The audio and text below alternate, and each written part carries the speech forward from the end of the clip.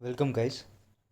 आज के लेक्चर में हम करेंगे प्रीवियस ईयर के आए हुए कुछ क्वेश्चंस, ताकि इस चैप्टर की एक तरह से समरी भी हो जाए और थोड़ा आपको क्वेश्चंस कैसे किए जाते हैं उसका आइडिया लगे।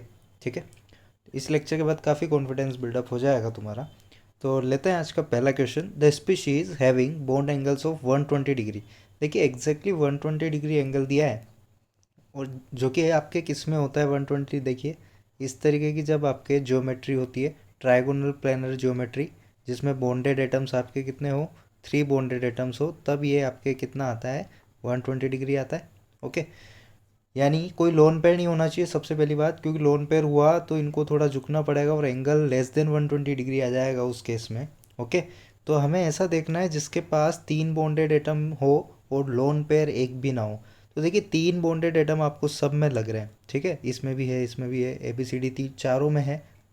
लेकिन लोन पेयर किस में नहीं है, देखिए एन आपका लोन पेयर रखता है और एन के ही ग्रुप का पी है, तो पी के पास भी लोन पेयर है, क्योंकि वैलेंस इलेक्ट्रॉन इनके 5 होते हैं, तो 3 बॉन्डेड एटम बने हुए हैं, यानी इसके पास एक एक लोन पेयर अभी भी बचा हुआ है। क्लोरीन आपका 7 बॉन्ड तक बना सकता है, यहाँ पे 3 ही बॉन्ड बना रखे हैं, यानी इसके पास भी लोन पेयर्स अवेलेबल है। BCl3 ये आपका बोरोन फैमिली है, जो कि 3 ही बॉन्ड बनाती है और 3 इसने ऑलरेडी बना चुके हैं, यानी इसके पास कोई लोन पेयर नहीं है। तो BCl3 का स्ट्रक्चर हो जाएगा इस तरीके से।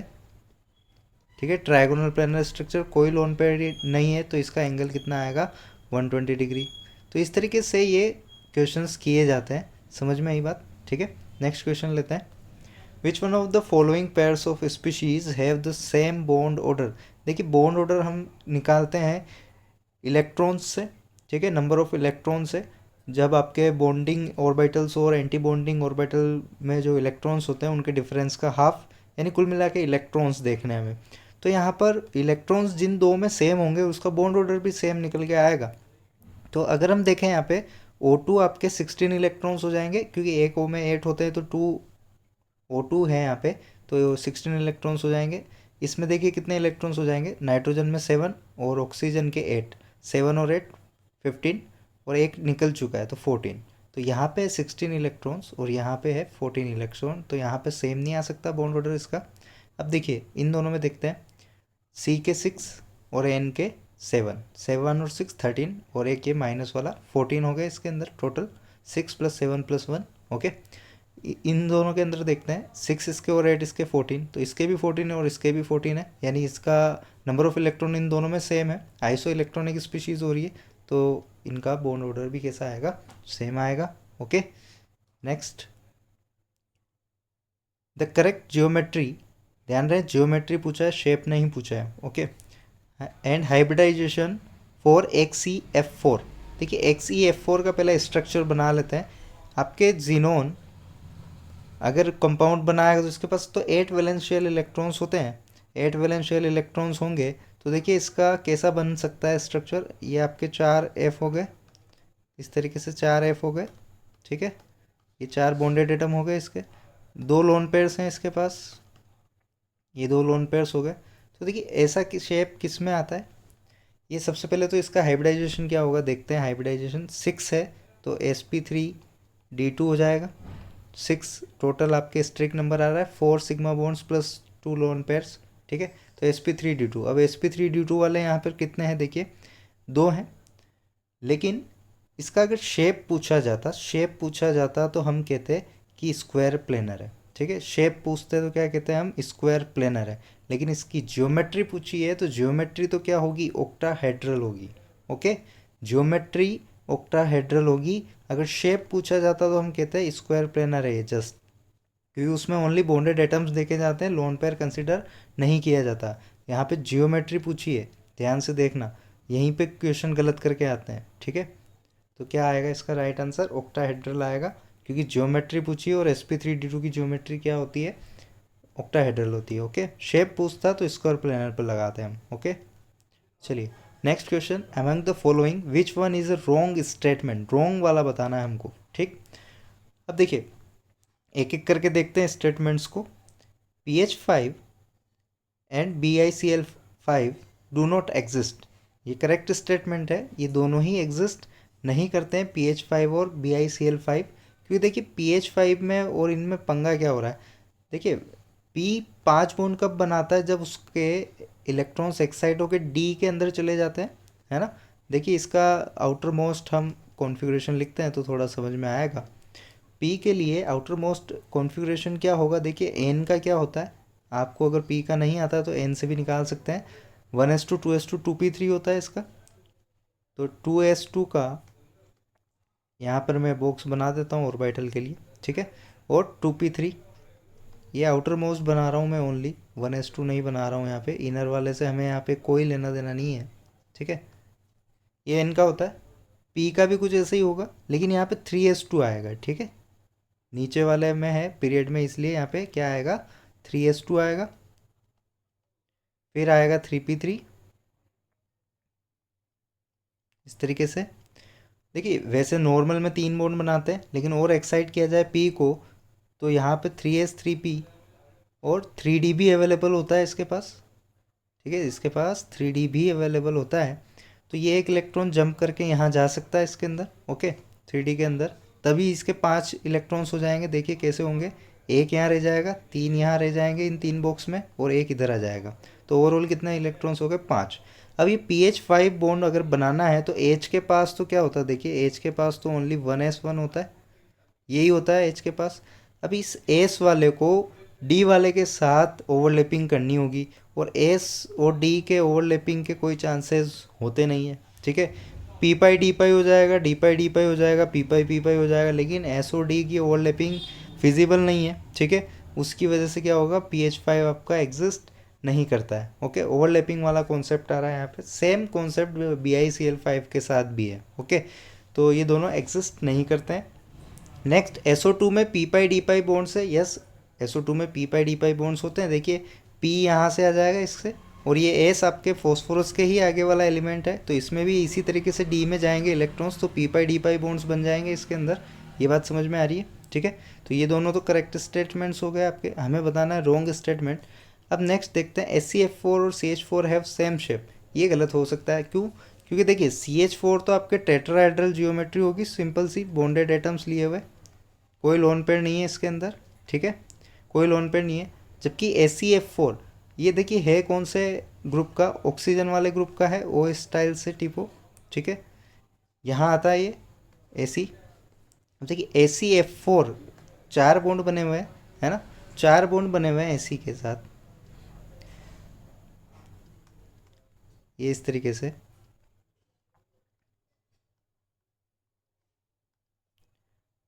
अब देखिए SCF4 आपके जो बना है, इनके शेप सेम हो सकते हैं कि नहीं हो सकते हैं, ये अगर हमें पता करना है तो कैसे करेंगे। अब ओ स्टाइल से टिपो, यहाँ पर आपके मैक्सिमम इसके पास वैलेंशियल इलेक्ट्रॉन्स कितने होते हैं बताइए, ओ ग्रुप के अंदर 6 वैलेंशियल इलेक्ट्रॉन होते हैं, ठीक है। जिसमें से आपके 4 इलेक्ट्रॉन्स यहाँ काम आ चुके हैं बॉन्ड बनाने के, यानी एक लोन पेयर अभी भी पड़ा हुआ है इसके पास। कैसे पता लगाया, ऑक्सीजन ग्रुप का है, ऑक्सीजन के पास आपके वैलेंस शेल में 6 इलेक्ट्रॉन्स होते हैं, क्योंकि 8 एटॉमिक नंबर है, 2 फर्स्ट शेल में फिल हो जाएंगे तो बचेंगे 6, ठीक है। सभी में 6 वैलेंस शेल होंगे क्योंकि सेम ग्रुप के हैं, तो 6 में से 4 तो आपके इसके साथ इलेक्ट्रॉन बॉन्ड बनाने में काम आ गए, बच्चे 2 इलेक्ट्रॉन, 6 में से 4 निकल गए, तो ठीक है, ये एक लोन पेयर के तौर पे होगा। इसमें कोई लोन पेयर नहीं है, जबकि इसमें एक लोन पेयर है, तो इसकी ज्योमेट्री तो अलग आएगी, ठीक है, सीसो टाइप की आएगी, जबकि इसकी टेट्राहेड्रल टाइप की आएगी। तो ऐसे केस में रॉन्ग हो गया ये, क्योंकि इनका सेम शेप नहीं है, तो हमारा आंसर होगा सी, ठीक है। इस तरीके से क्वेश्चंस करने होते हैं हमें। Next, predict the correct order among the following, general आपके नोट्स का क्वेश्चन है। जब आपके ओवरलैपिंग हो रही होती है, ठीक है, या VSEPR थ्योरी जो हमारी कहती है कि सबसे ज़्यादा रिपल्शन किन में होता है, लोन पेयर में सबसे ज़्यादा रिपल्शन होता है, उसके बाद लोन पेयर बोन पेयर के बीच में रिपल्शन होता है, ठीक है, और नेक्स्ट आपके बोन पेयर में रिपल्शन होता है, ओके। तो ये हमारा ऑर्डर होता है। अब वो ढूंढ लीजिए आप इसमें कौन सा है ये वाला ऑर्डर, तो सी है, लोन पेयर, फिर lone pair bond pair, then आपके bond pair, okay. Next question, in which of the following pairs both the species are not isostructural, again same structure, isostructural का क्या मतलब है, सेम स्ट्रक्चर की नहीं है, जो नहीं है उस पर टिक लगाना है हमें, ओके। तो डायमंड और सिलिकॉन कार्बाइड का आपके स्ट्रक्चर होता है, इसका हाइब्रिडाइजेशन होता है sp3, जो कि टेट्राहेड्रल शेप में जाएंगे ये दोनों, ठीक है। सिलिकॉन कार्बाइड आपके और डायमंड दोनों ही sp3 में होते हैं, ये आप पी ब्लॉक में पढ़ेंगे, okay. NH3 PH3 again same shape के हैं, ये भी आपके दोनों कैसे हैं, sp3 है। और इनका शेप कैसा हो जाएगा, देखिए तीन, दोनों के पास 3 बॉन्डेड एटम और एक लोन पेयर है, तो सेम ही शेप आएगा इसका, ओके। नेक्स्ट XeF4 और XeO4, यहाँ चेंजेस आ सकते हैं, चेक कर लेते हैं इसको, क्योंकि लोन पेयर डिफरेंस लग रहा है यहाँ पे। XeF4 देखिए, XeF4 अभी अभी हमने थोड़ी देर पहले बनाया था। XeF4 ये F आपके 4 लगा दिए बॉन्डेड एटम्स, और इसके पास 2 लोन पेयर्स बचेंगे, क्योंकि इसके पास 8 वैलेंशियल इलेक्ट्रॉन होते हैं, इनर्ट गैस है आपकी, 8 वैलेंशियल इलेक्ट्रॉन होते हैं, तो 4 आपके इलेक्ट्रॉन बॉन्ड बनाने में लग गए, तो बचेंगे 4 और इलेक्ट्रॉन, तो 2 लोन पेयर और 4 बॉन्डेड एटम है इसके पास। XeO4 को देख लेते हैं। XeO4 देखिए, जीनोन आपका मैक्सिमम 8 बॉन्ड्स बना सकता है, और ऑक्सीजन को 2-2 बॉन्ड चाहिए, ठीक है, 2-2 बॉन्ड दे देते हैं उसको। यहाँ कोई लोन पेयर नहीं है, जबकि यहाँ लोन पेयर है, तो सेम शेप के कभी भी नहीं हो सकते, सेम स्ट्रक्चर के कभी भी नहीं हो सकते ये, ठीक है। तो हमारा आंसर क्या हो जाएगा, ये दोनों आइसो स्ट्रक्चरल नहीं है, तो इस पर टिक करेंगे हम लोग, okay. Next, decreasing order of stability बताना है। देखिए, स्टेबिलिटी पूछा हो या बॉन्ड स्ट्रेंथ पूछा हो या बॉन्ड एनर्जी पूछा हो, एक ही बात है, क्योंकि जितनी अच्छी बॉन्ड स्ट्रेंथ होती है, स्टेबिलिटी उतनी ही अच्छी होती है किसी भी मॉलिक्यूल की। और बॉन्ड स्ट्रेंथ वगैरह हम किससे देखते हैं, बॉन्ड ऑर्डर से, ओके। और बॉन्ड ऑर्डर के लिए मैंने आपको एक ट्रिक बताई थी कि जब 14 इलेक्ट्रॉन्स होते हैं तो उसका बॉन्ड ऑर्डर आता है 3, ओके। और जब 13 हो जाते हैं तो एक 0.5 से कम हो जाएगा, 2.5 हो जाएगा। 15 इलेक्ट्रॉन्स जब हो जाएंगे तो अगेन 0.5 से कम हो जाएगा। 16 के लिए आएगा आपका 2.0, ठीक है। इस तरीके से 17 इलेक्ट्रॉन्स के लिए कितना आएगा, 1.5। ऊपर जाएंगे और अगर, तो 12 इलेक्ट्रॉन के लिए कितना आएगा, 2.0, ठीक है। इसी तरीके से चलता जाएगा ये। तो अब देख लेना है हमें यहाँ पे क्या करना है, और 18 इलेक्ट्रॉन्स तक कर देते हैं पूरा, ताकि हमें कंपेयर करने में आसानी रहे, ओके। तो देखिए, O2 में आपके 16 इलेक्ट्रॉन्स है, O2 में कितने इलेक्ट्रॉन्स है, 16 इलेक्ट्रॉन्स है, यानी इसका बॉन्ड ऑर्डर हो गया आपका 2। O2-1 17 इलेक्ट्रॉन्स हो जाएंगे, 17 इलेक्ट्रॉन का बॉन्ड ऑर्डर क्या आएगा, 1.5 आएगा, ठीक है। ये इसका 1.5 हो गया। O2+ 15 इलेक्ट्रॉन्स, अगेन 15 इलेक्ट्रॉन्स का होता है 2.5, ठीक है। 16 में से एक चला गया इसलिए। और O2-2 16 में 2 इलेक्ट्रॉन और आ गए, तो 18 इलेक्ट्रॉन्स हो गए। तो यहाँ पर ये क्या हो गया आपके, 1 हो गया इसका बॉन्ड ऑर्डर, ठीक है। तो इसको अब हमें क्या करना है, डिक्रीजिंग ऑर्डर में जमा देना है। तो सबसे ज़्यादा बॉन्ड ऑर्डर किसका आ रहा है, O2+1 का आ रहा है, ठीक है। उसके बाद बॉन्ड ऑर्डर किसका आया, हमारा O2 का आया। उसके बाद किसका आया, O2-1 का आया, ठीक है। और लास्ट में किसका आया, O2-2 का आया, जो कि कितना था हमारा, 1 था, ठीक है। तो इसका बॉन्ड ऑर्डर था हमारे पास O2+1 का 2.5, ठीक है। O2 का था हमारे पास 2, O2-1 का 1.5 है, ओके। और O2-2 का कितना आया था, 1.0।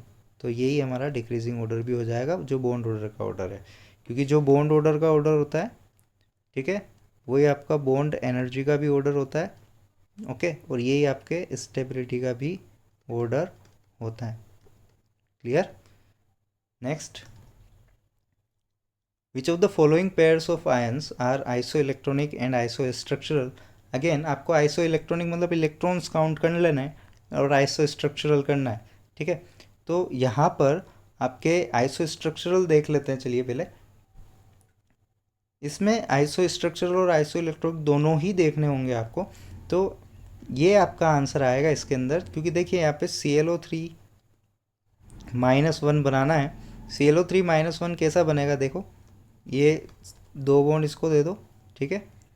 और ये एक आपके ऑक्सीजन ऑक्सीजन, एक ही -1 है, यानी कोई एक ही ऑक्सीजन ऐसा है जिसके पास एक ही बॉन्ड है, बाकी दोनों के पास 2-2 बॉन्ड है। ये एक -1 ये आपको बता रहा है, ठीक है। अब क्लोरीन आपके टोटल 7 इलेक्ट्रॉन्स रखता है वैलेंशियल में, जबकि यहाँ पे 5 इलेक्ट्रॉन ही काम आया, यानी इसके पास अभी एक लोन पेयर भी बचा हुआ है, ठीक है। एक लोन पेयर भी इसके पास अवेलेबल है। SO3-2 का बनाते हैं, SO3-2। अब यहाँ पे -2 आया, यानी 2 ऑक्सीजन ऐसे हैं जिनके सिंगल सिंगल बॉन्ड बने हुए हैं, ठीक है, तभी वो -1 -1 -2 होंगे आपके। अगेन सल्फर आपके मैक्सिमम 6 बॉन्ड बना सकता है और यहाँ पे 4 ही बने हुए हैं, यानी इसके पास भी क्या है, एक लोन पेयर रखा हुआ है। तो देखिए सिमिलर शेप दिख रहा है आपको, 3 बॉन्डेड एटम एक लोन पेयर, 3 बॉन्डेड एटम एक लोन पेयर, तो आइसो स्ट्रक्चरल हो गए। और जब आप इनके इलेक्ट्रॉन्स काउंट करेंगे, ठीक है, तो वो भी ऑलमोस्ट सेम आएंगे। ओके, वो नहीं भी आए तो कोई दिक्कत नहीं, कई बार ऐसे क्वेश्चंस में गलती भी हुई है नीट वालों से। Okay, next question, the correct bond order of the following species, अभी अभी निकाला है हमने करेक्ट बॉन्ड ऑर्डर इनका, पिछले क्वेश्चन में जो था वही ऑर्डर आएगा इसमें भी, ठीक है। Next question, maximum bond angle at nitrogen is present in which of the following, maximum bond angle बताना है। तो मैक्सिमम बॉन्ड एंगल किस में होता है, देखिए एसपी में होता है 180 डिग्री, इसके बाद कम होता जाता है। तो हम देखते हैं यहाँ सबसे पहले कोई एसपी तो नहीं है, तो देखिए पहला वाला ऑप्शन देखते हैं, NO2, NO2 plus, NO2 plus लगा हुआ है, यानी आपके नाइट्रोजन के ऊपर वो प्लस आया है।